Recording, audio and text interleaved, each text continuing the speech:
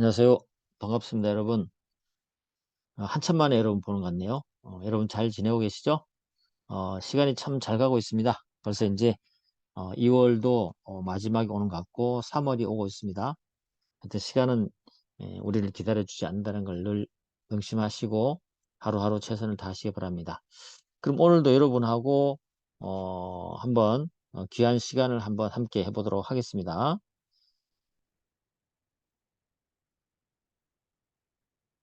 짬짬이, 그죠? 짬짬이 우리 판례를 한번 정리하는 건데 오늘은 여러분하고 그 회사 중에서 합자회사 있죠. 특히 앞쪽에서 한 명에서 합자회사, 유한책임회사, 인적회사에서 판례가 많이 나오진 않아요. 나오진 않는데 2021년에 이제 판례가 하나 나왔는데 합자회사의 어떤 업무집행사원의 권한 상실에 있어서 여러 가지 구조적인 면에서 합자회사의 특징을 잘 나타내는 그런 판례가 하나 나왔습니다. 그래서 이 판례는 앞으로도 많이 이용될 것 같고요. 우리가 이제 알고 있어야 됩니다. 그래서 선택형이라든지 혹시라도 사례 부논점으로도 나온다면 우리가 대비를 할 수 있어야 되는 건데 일단 우리 합자회사 그러면 인적회사의 한명회사와 합자회사를 생각하시면 되죠. 그리고 이 합자회사 한명회사 유한책임회사를 구분할 때 회사를 구분할 때 우리는 책임의 정도와 방향에 따라서 어, 다르게 우리가 판단하는 것이죠. 그걸 기준으로 하는 거잖아요. 한명회사는 모든 사원들이 무한 책임을 지고 제3자에게 직접적으로 그죠? 책임을 지는 그러니까 다시 말하면 채권자에 대해서 직접 책임지는 그러한 것이 한명회사고 합자회사는 어떻습니까? 합자회사는 사원들이 여기에는 무한 책임을 지고 직접 책임지는 사원도 있고 유한 책임을 지고 직접 책임을 지는 사원들로 구성되어 있죠. 그렇죠? 이 한명회사와 합자의 차이점은 그렇습니다. 한명회사는 무한 책임을 지고 직접 책임지는 사원들로만 구성되어 있지만 합자회사는 무한 책임을 지고 직접 책임지는 유한 책임을 지고 직접 책임지는 사원들로 구성되어 있다. 그건 뭐 여러분 잘 아실 겁니다. 그죠? 합자회사 구성이 그래 있다. 이런 상황에서 그럼 인적 회사인 한명회사 합자회사는 업무 집행을 누가 하죠? 업무 집행을 무한 책임 사원이 하는 거죠. 그죠? 무한 책임 사원이 업무 집행을 하고 대표를 하게 됩니다.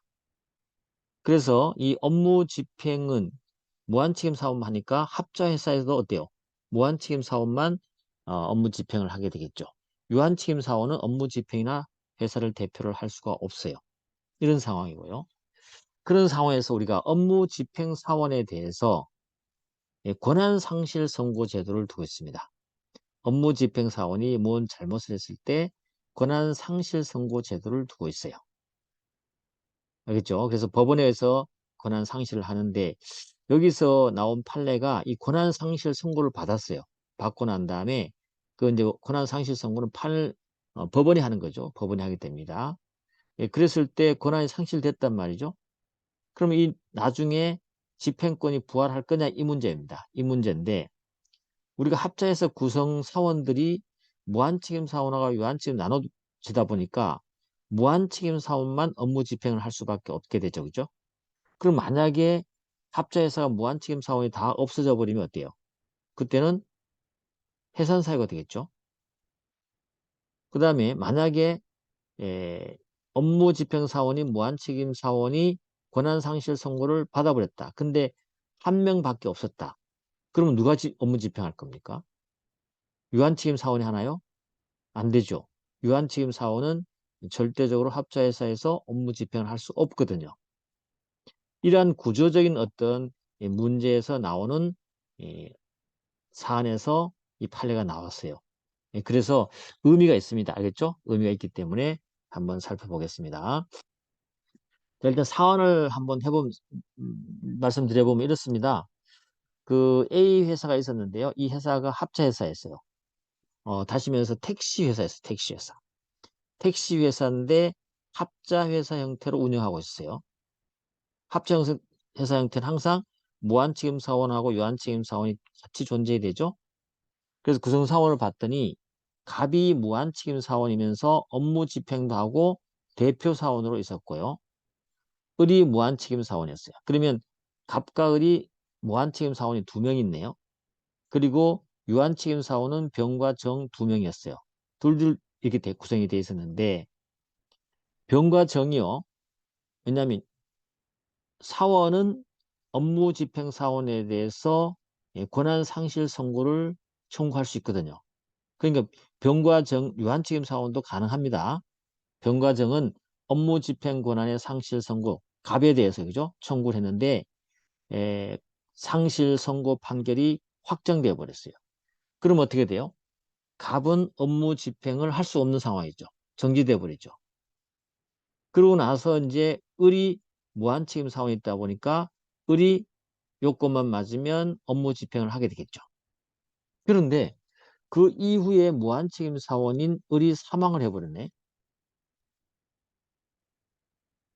우리 사망하면 어떻게 됐어? 우리 한 명에서 합쳐서 인적에서는 사원이 사망하면 어때요? 무한책임 사원이 사망하면 무한책임 사원이 사망하면 퇴사 사유죠. 퇴사 사유. 퇴사돼 버려요. 상속이 되는 게 아니죠.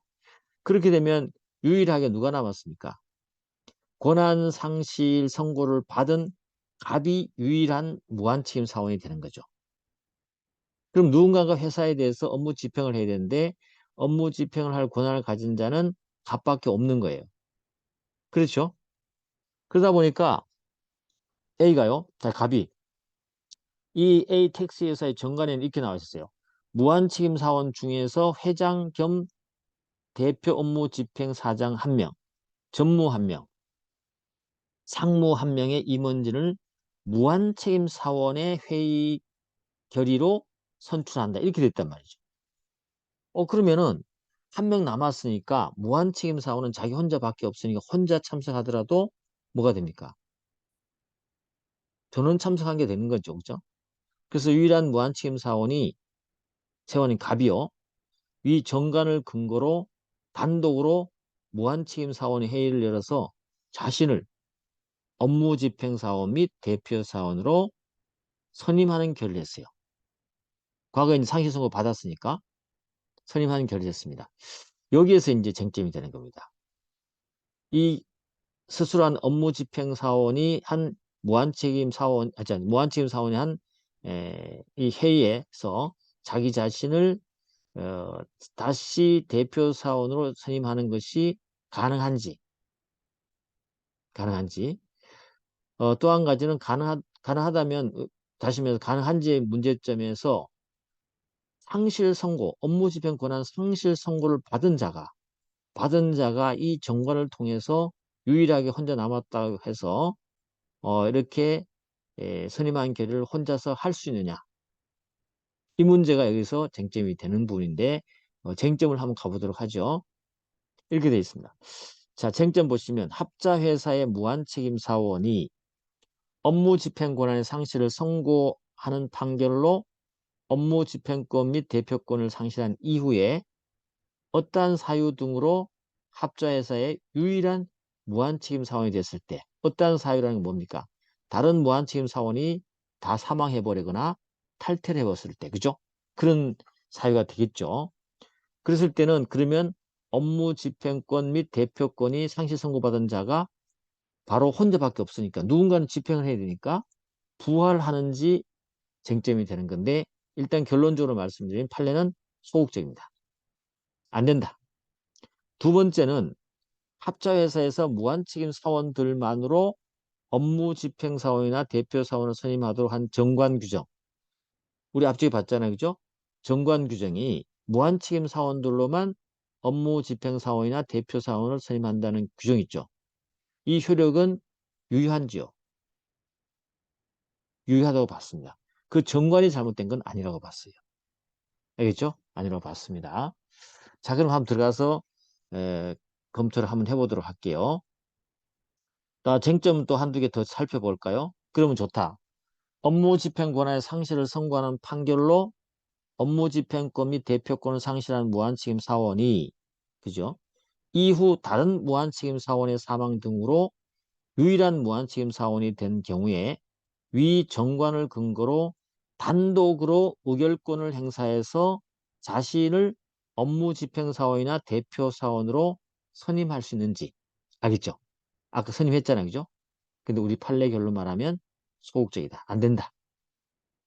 혼자 남아있다 하더라도 그죠? 유일하게 됐다고 해서 유일하게 됐기 때문에 누군가 집행을 해야 되기 때문에 그렇다고 해서 정관을 근거로 단독으로 혼자서 업무 집행의 대표사원으로 선임할 수는 없다. 그러면 누군가는 업무 집행을 해야 되는데 집행자를 선임했는데 그럼 선임하는 방법을 어떻게 할 거냐에 대해서 판례가 제시를 해주고 있습니다. 그래, 너 혼자 그렇게 무한책임 사원이 혼자 남았는데 자기 스스로 자기 선고받은 걸 다시 또 업무 집행자로 선임한다는 것은 안 되고 어떻게 한다고요? 무한책임 사원이 업무 집행 사원 등에 선임될 수 있는 방법은 누구? 합자에서는 업무 집행은 못하지만 유한책임 사원이 존재하잖아요. 그죠? 존재하기 때문에 유한책임 사원을 포함한 총사원의 동의를 얻으면 그때서야 업무 집행을 할 수 있다. 라는 것이 판례 결론입니다. 이해되시죠? 그래서 합자회사에서는 굉장히 중요한 판례가 된 겁니다. 판례가 된 것이고 우리 앞으로도 이제 계속 반복해서 어, 선택형 시험에도 나오기도 하고 우리가 관심을 가져야 되는 판례가 되는 것이죠. 뭐 판례가 이쪽에서는 많이 나오지 않으니까 귀한 판례입니다. 그래서 알아두는 것이고요. 자, 그럼 기왕 나온 거니까 우리 합자회사에 대해서 기본적인 내용을 살펴보면 합자회사에는요. 유한책임사원과 무한책임사 함께 구성되는데 항상 유한책임사원은 어떠한 경우도 업무 집행이나 회사를 대표할 수 없다라는 조문이 나와 있습니다. 알겠죠? 예, 그걸 한번 생각을 해보도록 하죠. 그것 때문에 이러한 문제가 나올 수 있을 수밖에 없어요. 자, 일단 205조에는 이런 게 나와 있습니다. 사원이 업무를 집행함에 있어서 현장에 부적임하거나 중대한 의무 위반의 행위가 있을 때는 법원이 하는 거예요. 알겠죠? 법원은 사원의 청구에서 그냥 하는 것이 아니고 사원 청구에서 업무 집행 권한의 상실을 선고할 수가 있다. 상실 선고 가능하네요. 그렇죠? 그리고 합자회사의 대표, 회사 대표는 정관으로 정할 수 있다는 거죠. 그래서 정관으로 업무 집행 사원을 정하지 않았을 때는 물론 각 사원은 회사를 대표한다. 그죠? 정하지 않을 때는. 근데 수인의 업무 집행 사원을 정한 경우에 각 업무 집행 사원은 회사를 대표한다. 그러나 정관 또는 총사원의 동의로 업무 집행 사원 중 특히 회사 대표할 때를 정할 수 있다. 그리고요. 그 다음에 업무 집행의 권리 없는 요겁니다. 273조에 가보면 연결해서 무한책임 사원은 정관에 다른 규정 없는 때는 각자가 업무 집행할 권리 의무가 있다. 그러니까 결국은 요 조항에 의하면 합자회사는 누구만 가능하죠? 무한책임 사원만이 업무 집행을 하는데 정관에 따로 규정 없으면 각자 독립적으로 업무 집행을 할 수 있다. 그러면 유한책임 사원이 어떠한 경우도 업무 집행을 할 수 없다. 어떠한 경우도 회사를 대표할 수 없다라는 규정이 있습니까? 있습니다. 그게 바로 278조입니다. 알겠죠? 278조는 유한책임 사원은 회사의 업무 집행이나 대표인을 하지 못한다 돼 있어요. 아예 못하게 돼 있어요. 그럼 만약에 이게 임의 규정이라면은 할 수도 있는 거잖아. 그죠? 할 수 있는 건데 아예 우리 판례가요. 판례가 요 규정을 278조를 뭐라고 보냐면 강행 규정으로 봐버립니다. 이걸 위반하면 아예 무효로 봐버려요. 심지어요. 판례에 가보면 이렇게 나와 있어요. 유한책임 사원을 정관으로 집행할 수 있다고 놓고 사원총회로 유한책임 사원을 업무 집행자로 정했는데 그것도 안 된다 그랬습니다. 사원 전원이 동의를 했는데도 안 된다 그랬어요. 알겠죠? 그래서 이런 문제가 요런 판례도 나올 수밖에 없게 되는 것이죠. 알겠죠? 자, 그 다음에 가보겠습니다. 그러면은 판결을 정리를 한번 해보도록 하겠습니다. 첫 번째, 합자회사에서 업무 집행 권한 상실 선고 제도의 목적은 뭘까요? 업무를 집행하면 현저하게 부적임하거나 중대한 의무 위반이 있는 업무 집행 사원의 권한을 박탈함으로써 그 회사 운영의 장애 사유를 재결하는 내용이죠. 다시 말해서 유한책임 사원도 할 수 있다고 그랬죠. 할 수 있습니다. 그래서 유한책임사원은 업무 집행하지 못하지만 무한책임사원이 잘못 업무 집행을 했을 때 하나의 뭐죠? 견제수단이 될 수 있는 거죠. 그죠?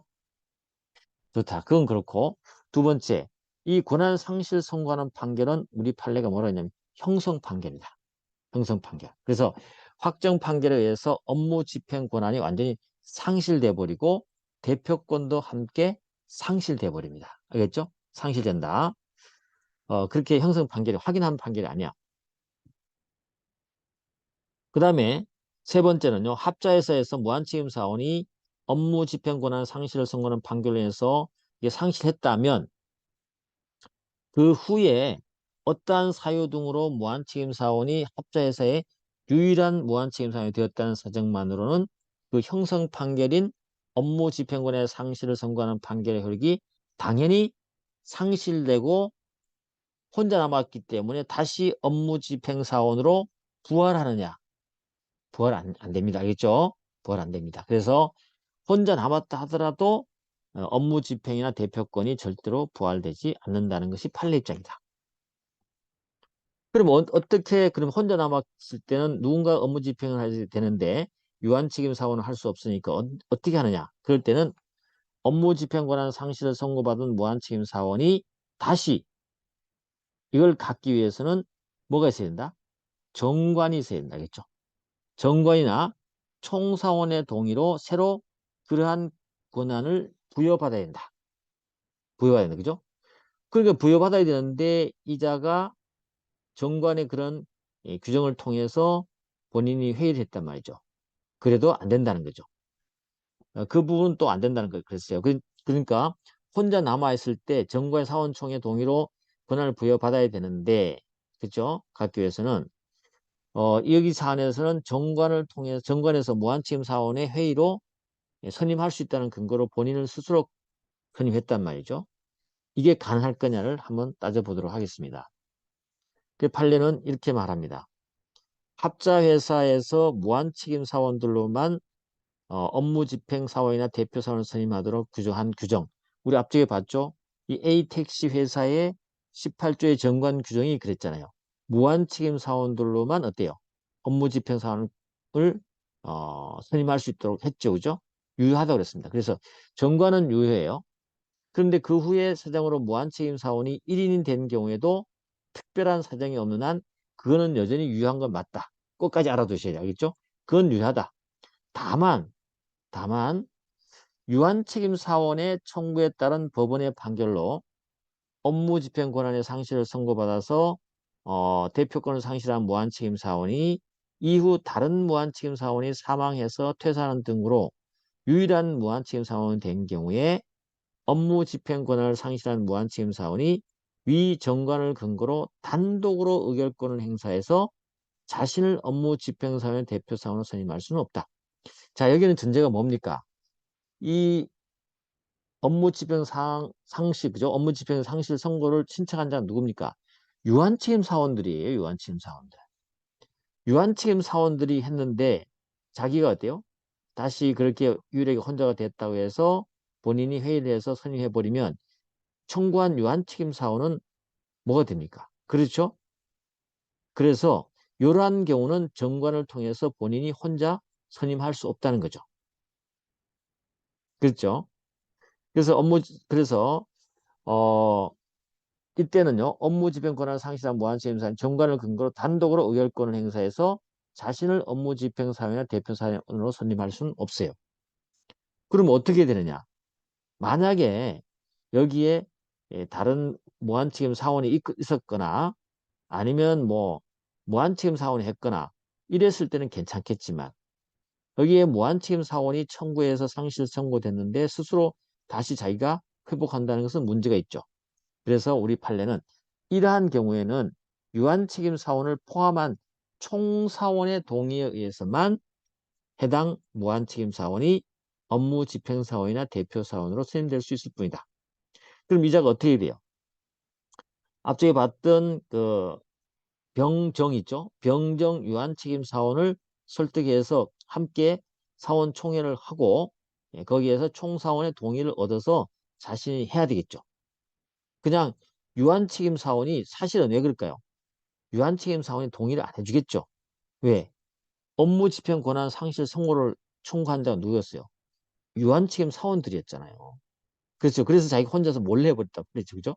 혼자서 자기 의결했단 말이죠. 예, 그래서 결국은 우리 판례는 그렇게 혼자 하면 안 되고 유한책임 사원을 잘 설득하든지 어쨌거나 유한책임 사원을 포함시켜서 총사원의 동의로는 다시 선임될 수 있다라는 판례를 내게 된 것입니다. 알겠죠?